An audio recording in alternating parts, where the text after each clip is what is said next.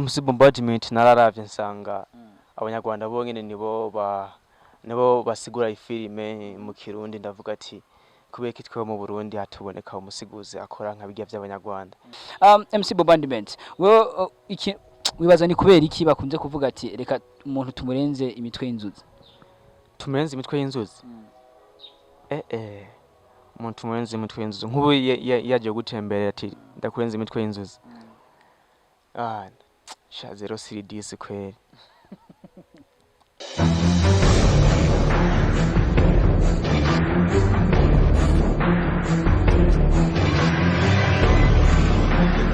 Hello bakunzi ba Sky Media Burundi, n'umunezero udasanzwe kuri nuteka twahawe na Rurema kugira ngo tongere guhura nami bafanzi ba Sky Media Burundi. Nimwe babosi bacu ngira murabizi nimwe dukorera, niyo mpamvu twa dukora ibishoboka byose kugira ngo twame turi ku mwanya.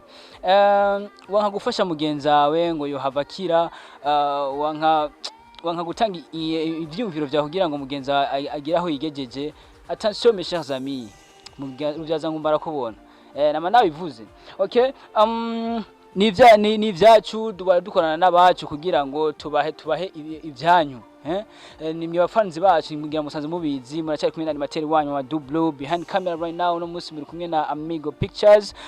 Muri kino kiganiro ni hico no musi twatembereye tubazana ibintu mushaka, ni nayo mpamvu tuba turi ngaha. Ngira ngo gahunda ya 2020 nk'ibisanzwe murabizi ni gukorana n'abantu batigera badigadiga istoma. Ngira ngo misose nabwiye mumbonye ngaha mubizi yuko bafise umuntu atigera digadiga istoma. Welcome bro. Yeah, urakoze cyane kwanza. Muko sawa? Niko fresh to bomba. Amakuru ya ndameze neza. Urameze neza. Ku mazina turi kumwe naye. MC Bombardment intare y'umuji from East Media. From East Media intare y'umuji. Lion of City Baranzi. Bro. Yes. Kweri kibisi intare. Nise intare y'umuji kubera ibikorwa nkora kwanza naciye nsanga mengo ndi nk'intare nyine iyoboye izindi ibindi bikoko nyine. Amazina y'intwari kumenga barayatanga, we niwe wagihaye? MC Bombardment nagomba ndagiye mugabo ndavuga ati kamanze ndindire mugabo abantu baciye bari bivanye n'ibikorwa nyine babona nkora. Bavuga ati wewe uri intare kweri, kumbe bino bintu ntibisanzwe tu kujya nyene ubona intare ariyo iyoboye izindi ibindi bikoko. Babonye ati MC Bombardment ashobora kuba ayoboye abandi batari kweri ni intare. Aramutsa abakunzi ba Sky Media Burundi. Abakunzi ba Sky Media Burundi ndabaramukije, amaro y'Imana bane namwe tu aho muri hose nyene. Ako gusa wahaberewe sana bro. So dustile ndabona sutko ngaha ni atari MC Bombardment niko yama nyene tu fresh ya. Okay. MC Bombardment ariko ndatangaye kubidashize ko kakandi nubona kuvuga ibintu Burundi muhinga nini na nini. Hari abantu barindire kumva bagwe amenye ati ni wenyene ari ngaha. MC Bombardment, I'm back again Burundi muhinga rugari. I'm back again with a special sound. Harakani. Regana nagiye naziko tubandana. Ni hatari sana hanye nangira mva mengo no bandanya kubera namandi muri mode namandi road mengo no guma mandanya yani. Yes. Kuba sanzwe batazi MC Bombardment akora uduki. MC Bombardment ni translator, asigura filime n'indirimbo mu Kirundi kanazikina kandi. Usanzwe unazikina, usanzwe n'umusiguzi, ariko uyu mwuga bisa nkaho sina abantu benshi bawukina abawukora mugabo kubera iki wahisemo ku musiguzi? MC Bombardment nararavye nsanga abanyarwanda bonyene nibo basigura ifilime mu Kirundi ndavuga ati kubera kitwe mu Burundi hatuboneka umusiguzi akora nka bijya by'abanyarwanda. Kubera kitwe mu Burundi tutokumviriza ifilime zisiguye mu rurimi rwacu. Naci mfatira kuri iyo ngingo nyene ndavuga ati ndatangwa ndi testing ati ndebe kwanza ko nabishobora. Natangwe nsigura agafilime gatoya kwanza kugira ngo testing ndawe. Ndabona ni fresh, abantu baravyakiye fresh. Hariho n'abatavyemeye yuko ari jewe, bamwe bana betting bavuga ati we siwe uyu we ntiwo kuri ibintu nka bino. Bamwe baravyemeye ubwo baravuga ati kweri ni hatari sana. Hari nuwo nariye n'ibihumbi 5 nyene yase kuvyemera. Hagira kunda kubeti. rimwe na rimwe imachi ndazi ndakunda umuntu akunda kubetingaho ku match ho ntayigera siba ku match imatch jewe sinkunda kuzireba ku muntu uziya hari abantu benshi ndazirebera muhira nyene. Okay. MC Bombardment ibintu kugira ngo uyumvire kubikora kuba umutranslator byakuje mu gute? Nararavye ndavuga ati kubera je nakunda kureba Agasobanuye cyane ndavuga kweri nanje Imana kweri yomfasha nange abantu bakaza banyumviza nko ku mateleviziyo bayumviza mu matelefone kweri ndabona bino bintu byo bari fresh. Ndavuga rero teka nange ndavyiga mfinata mugabo wo bita Ali Frank niwe yumvise akarimbo kamwe nasiguye ari we CEO nyene wa East Media aravuga ati kweri bino bintu ni hatari muhungu kanda kwereka ukuntu vyogenda fresh kugira ngo umenyekane. Ndavuga ati kombe ndagufashe rero yaca ndabitangura uko nyene. Byari bikurimwo urazura vyaplika wabonye abantu bavyakira gute? Ariko tutibagiye ko MC Bombardment niwo muntu ariko asigura benshi narakwigiye n'uvudu commentaire nkumva ngumenga avuga ikinyarwanda kubera iki bro? MC Bombardment kubera MC Bombardment umuntu anyanspira mu gusigura ni Rocky. Mugabo gusa ubwa mbere nakunda Moses cyane mugabo gusa kuri Moses yacihagarika ibintu byo gusigura. Rocky ni wanyanspira. Urumva kujya kuntu tukiya tujambo Rocky tukiya tujambo akunda gukoresha nyene. Nanje kubera nkunda kureba Agasobanuye hari gihe nsanga nkiyo ndiko ndasigura vyaryoshe ugasanga mvanzemo twatujambo tw'utunyarwanda nyene usanga nyene navuze ikinyarwanda mugabo se banifuza kuvuga ikinyarwanda bashaka mvuga ikirundi nyene mugabo gusa ugasanga ikinyarwanda citamo kirivanga gusa se mbashaka kukivuga nyene. Ego nka commentaire wigeze kwakira nta commentaire wigeze wumva wakira iyo kiravuga nk'ibintu nk'ivyo? Shani nyinshi narazibonye bavuga ati wewe nurumuhatari warenze ivyo bintu kora ni hatari sana ahubwo gusa ti erere imwe gusa twabonye imwe yonyene reka kuvanga indimi koresha ururimi rw'iwacu ikirundi cyonyene. Izo commentaire narazibonye.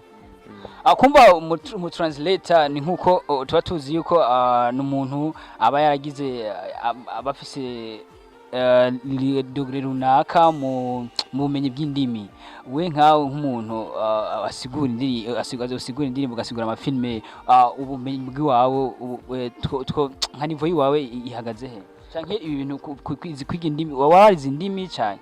MC Bombardment negatezi yemelange nibwo bumenyi novuga yuko mfise negatezi yemelange n'ibintu by'indimi niga ndacari hasi mu mashuri mugabo nawe uravyumva dezi yemelange ni hafi gusa nyene icongereza nacengene ndacitaho cyane kurusha ibindi byose. Ariko sinogira ntavuze kuri kino kintu kubera ko nagiye na mpamvu nakurondeye kugira ngo ibintu tubanze tubiganire ko nagiye numva bariko bavuga bati MC Bombardment naho arigarasigura mugabo two turabona umenga ariko akunze gusigura ifilme canke indirimbo zuba barigize gusigura. Hari indirimbo ubuzi iti iyi ni indirimbo nini jona nta na hamwe no ndayizi barayisiguye nkaba narayikoreye maze MC Bombardment maze gusigura intuza indirimbo zirenga indirimbo zirenga 14.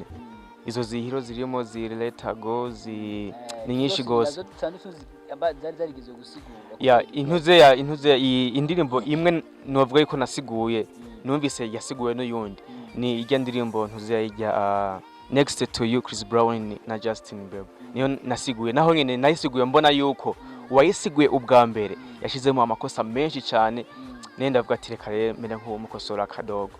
Iyo ntuze iyo ndirimbo no kuri page wanje narayisiguye ndiko ndamukosora fresh amakosa niyo ndirimbo navuga yuko nasiguye uyundi muntu yoba yarasiguye sinzi izindi no banarasiguye nazo nzi sindazumva niba zihari. Ni Let Her Go ndayizisiguye na Hero turayizisiguye na mpamvu nameze nko kubaza nko kwera ko narigeze kumva ari ibintu bicara cyane nyene bigara cyane ko babimbwiye.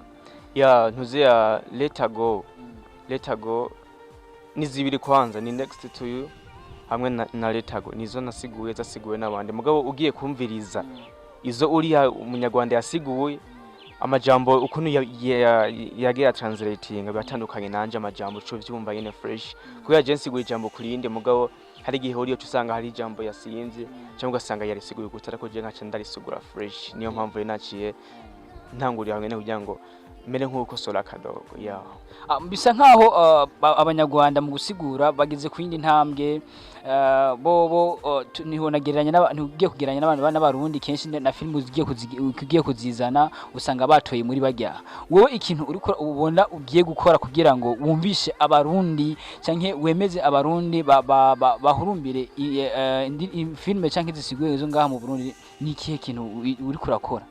ikintu ca mbere kwanza novuga ubu East Media turi mu gacirere kubera yuko ivyuma twahora dukoresha vyarahiye ubu turi mu gacirere niyo mpamvu atabikorwa bishasha ndiko ndasohora canke turasohora muri East Media gusa ikintu turiko turategura nk'ubu ivyuma vyoboneka fresh MC Bombardment mana agasobanuye bazokibagira agaseguye ko mu Burundi gasimbatare nganye mu Burundi ndiko ndategura nyene kuba kuri ibintu byinshi cyane bigiye bitandukanye amafilime mbere ngaha mu Burundi kwanza narasiguye intuze indirimbo ya Wiz Designer yitwa Good Morning Asigura bado ya Black G hamwe n'izindi zigiye zitandukanye ku mafilime naho y'abarundi narasiguye iyi filime bitana Bezekiel episode ya 6 nimba ntibagiye nongera nkorana na Ishubuja Media nsigura ifilime bita Mutama Banderas urumva rero MC Bombardment kugira ngo kwanza navuze ati basha ni gute no menyekana ni gute no duga ndavuga ati kamaze kwanza nze ndamenyekanisha ibintu by'iwacu kwanza ngahanye mu Burundi nimba isiguye mu Giswahili ndayisigure mu Kirundi nimba ari action zirimo nyene amajambo ari makeya nka kujya abanyarwanda babigira nanje bariko nze ndabiga kugira ngo kwanza igihugu cyacu cy'u Burundi kimanze gitera imbere kugasiguye kwanza taragasobanuye Okay, MC Bombardment. Tukitege hiki wavuze turi MC ukaba usanzwe nakina n'amafilme. Ivyo bintu navyo kubera iki wahisemo gusigura ugahitamo no gukina filme kandi. Ariho mukinyi w'amafilme bita Vin Diesel ya Kenya Fast and Furious. Yo mutipa ya inspiration niwe yatumye ahubwo niyumviye ibintu nange zo gukina amafilme ndavuga ati kanange nkine ibintu by'amafilme nyene cyane mukina na filme nabonye be hagiye filme yitwa Kera harabaye cyangwa se Once Upon a Time na filme twabonye irimo ibintu by'ama esprit kuntu ibintu tutasanzwe tumenyereye ngaha mu Burundi kubera kimwe mbiye gukore nkekera harabaye mu gace mukoresha guest kubera yuko twamanje kwanza kuraba ku bintu bigezweho turavuga ati nitwozana inuze biga byaninde ko byaninde byarahabaye kuva kera katuzene style nshasha kwanza niho rero CEO ari Frank yaciye yumvira kuzana by'ama esprit mu ntuze muri Once Upon a Time kandi hariho ni filime z'abanyarwanda twarebeye ko turavuga ati umengo bo badupinze natwe mu Burundi mengo baca babona nko kumengo ntavyo dushoboye turavuga ati kanatwe bwo tubereke rero yuko natwe ahubwo tubarusha gusuma okay ngira ngo turiko turacaganira byinshi mfise byinshi byo kukubaza hajya MC Bombardment arika nkurika gukurikirana hajya MC Bombardment nizihe ndimi azi MC Bombardment nzi ntuzeya nzi ururimi rwacu rw'ikirundi icyongereza n'intuzeya n'igiswahili ndagerageza si cyane naho nasiguye filime iri mu Giswahili gusa ntacyo nzi cyane hajya n'abantu bari bamfashije kugira ngo ndayisigure yose hariho bimwe ntumva mu mugabo ndavuga ati ngo mfashe bras kano kango yagacamfashe Giswahili naco kiri mu bintu nzibuke urumva n'indimi zibiri n'igice Icyongereza ikirundi hamwe umuntu azokumva basiguye y'Igifaransa MC azoba yagize agatisheri ku ruhande MC Bombardment kwera na filime y'intuza y'Igifaransa no sigura kubera ko Igifaransa kirangora sana ariko kubera iki tunagiye kubera iki Igifaransa guhera mu wakangahe uciga ukavuga ati nkuko ni ingorane z'abigisha cyane ni kubera iki Igifaransa mate ni ibintu byagiye birangora cyane birangora gose kweri ku buryo bwaho ana nka mate y'aba basi garukira nko mu 6 MC Bombardment habwo n'amashuri mbonara y'amazi mwa gusa Igifaransa nyene Igifaransa naco ni ukiye tugatwongaho hafi umugabo urumva nyene kijya cindani ntaco nzimana ni hatari okay MC yuza ko umyigisha bari kwigisha ikuri iyo nza kuba umwigisha nari kwigisha icongereza nyene. Wari kwigisha icongereza. Icyo kintu wumva ubumenyi woza uratanga kubi cyane ese nkubeshi. Umuntu avuze ati akavuga ati none level yiwe icongereza kuvuga ati umva waka akakibaza none icongereza akizi kugeza hehe? Sinzi mvuge ngo ndakize kugeza hehe, sinumva ukuntu no bisigura kwe. Uracari mu wa kabiri tukaya tumva ati nagorora imyumva ati nigonzi cyane kugira ngo ivyo bintu nyene wimve ati canke wagiye ni hehe wirefera bimeze gute? Icongereza kwanza natanguye kugikunda nkishika mu windwi. Naho natanguye kugikunda cyane hagiye muri rivyo vy'agasobanuye na dictionnaire hago cha ndayigura muhira. Umva ni ya dictionnaire banyene bama bababwiye abanyeshure benshi bama babwiye urondera dictionnaire kugira mu rondera ubumenyi ariko urumva ko nabandi bose ariho naho babikura. MC Bombardment we iki wibaza ni kubera iki bakunze kuvuga ati reka umuntu tumurenze imitwe y'inzuzi? Tumurenze imitwe y'inzuzi? Umuntu tumurenze imitwe y'inzuzi nk'ubu yaje gutembera ati ndakurenze imitwe y'inzuzi. Sha 0 kweli. None ni place vide gusa nibaza yuko nkeka abasha umwereke yuko wari wakunze yuko yaje gutembera umurenze imitwe y'inzuzi, umwereke yuko wakunze yuko yari yaje gutembera, niko nibaza nkeka ntavyo nzi.